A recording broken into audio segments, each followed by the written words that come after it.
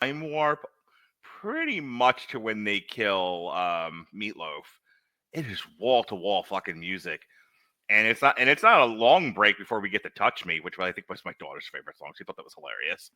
And it's like, which I thought was funny. By the way, her reaction to Sweet Transvestite when Tim Curry takes off the dress, Yeah. and he's in the fishnets and everything, and she's just like, "All right, you go." Like she was very proud of Tim Curry and his presentation. Oh yeah, like damn, you pulled that off really well. It suits you, Tim Curry. It suits you. But anyway, that's one of the things I really marveled at. I will say this, and this is, I don't want to make any of this sound like I'm criticizing it from a negative place. I'm not. I'm just talking about it like a critic. So this is inevitably going to sound like I'm like negative, but it's not. It's really not. It's not intended to be. I was struggling with a lot of the music, and not because the music's bad. This is almost wall to wall awesome. Again, everything from Damn It Janet to the time. I mean, like, who doesn't? First of all, if you don't like the Time Warp, get out. Just get the fuck out. Go back to Belarus where you came from or where you belong. Yeah, Time Warp is great. Sweet Transvestite. I don't know how well that goes over in our modern culture with certain camps of people, but still a great song. And Tim Curry pulls it off with aplomb. Hoppatootie by Meat Loaf. Just, I want to do that. I want to chase people on a motorcycle singing Hoppatootie. That'd be so much fun.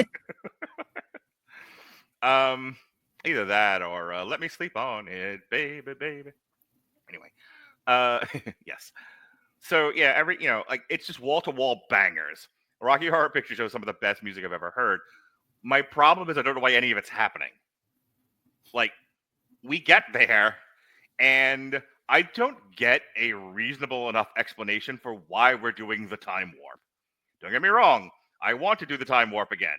And I think we should do the Time Warp again. But I don't know why we're doing the Time Warp again.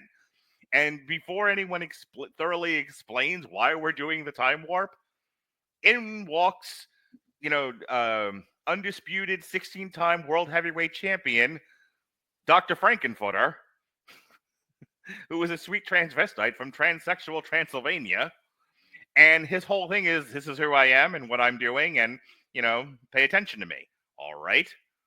And we barely get an explanation for anything else before we're into I can make you a man in just 7 days. That's why I had to keep going to ChatGPT. I'm like, what the fuck am I watching? Oh yeah, and I think that idea was very intentional. Okay. Because first of all, from the influences that it had, all of the really terrible B movies, the Ed Wood movies, Roger Corman, the John Waters stuff, a lot of them do just kind of throw you in. Yeah, they do. Have you ever sat through the Trash trilogy? I have. I've reviewed it. I've suffered. I suffer for as an ally of the LGBTQI community. I have suffered for them and reviewed the entire John Waters Trash trilogy. I have not seen nearly enough John Waters movies, but I am making a point to watch through a lot more of them. Because we'll eventually do Shampoo for sure. Huh? I said we'll eventually do Shampoo for sure. Okay, I'm down with that.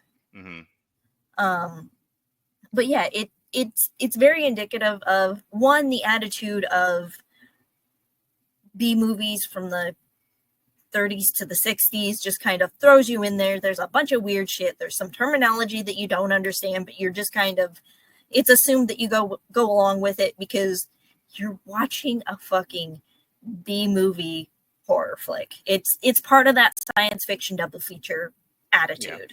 Yeah. So your contention is that this is intentional. It's buckle in because you're going for a ride and you're not meant to get it all. You're just meant to go for the ride and have an experience. Yeah, and it's, I think also a kind of secondary idea of that is it feels like you're being thrown into the middle of a production. Yeah. I started, when I started doing theater and they realized that I was absolutely reliable in that, I would get shoved into productions in the middle of, either runs or in the middle of tech week, Mm-hmm. and that really chaotic, just go with what's happening kind of energy is very much what it feels like backstage when you get tossed in as someone's replacement, or as an extra hand that they needed because they didn't account for enough people. Yet again, reason 117 why pro wrestling and musicals are the same fucking thing. Um, you know, well, who am I working tonight? Just get out there, man. We're gonna call it in the ring, brother. I have used the phrase "we're gonna call it in the ring, brother" a lot as both metaphor and actual, because it really goes to what you're talking about of just get out there and go with the flow and make it up as you go. Yeah, I mean, from what I've seen, pro wrestling seems like monster truck ballet. that is both that is an apt description of it, and in some cases an actual like physical description of it. I think SummerSlam a year or two ago, Brock Lesnar lifted the entire ring up with with a tractor. Okay. Yeah. I think I'm gonna have to start watching a little bit of pro wrestling because that stuff seems a little insane. Yeah, I'll have to send you that that clip from SummerSlam. It was, yeesh. Poor Roman Reigns was like, why is this happening? Um, my last comment on this, I was thinking about it as you said it, but it actually had occurred to me earlier. Given our political climate, which I do not necessarily want to spend a tremendous amount of time on, but given our current political climate, I'm wondering when the guardians of culture get around to making sure there are no versions of this available for anyone to see. Like this is such a charged movie, given our current wrestling with the trans community, that I'm like, about when do somebody figure out, hey, this still exists and is out there? They can try, but Rocky Horror's never going away. Like, it's gonna be one of those things. If it gets down to it, people will as a protest show underground screenings of Rocky Horror Picture Show. To that point, you can still record things and screen capture and all of that. So should there ever be like a ban or anything, people can quick, I mean, like I watch this PVOD. And there's so many people that have DVDs, VHSs. Yeah.